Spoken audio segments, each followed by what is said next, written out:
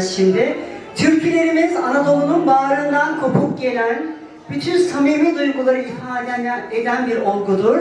Genellikle hikayeleri de hep gerçektir. Emekli polisimiz şimdi seslendirecek sizlere çok güzel bir türküyü. Mahmut Küçükoğlu, Urfalı'ya mezelden diyecek. Şanlıurfa'ya ait bir eser.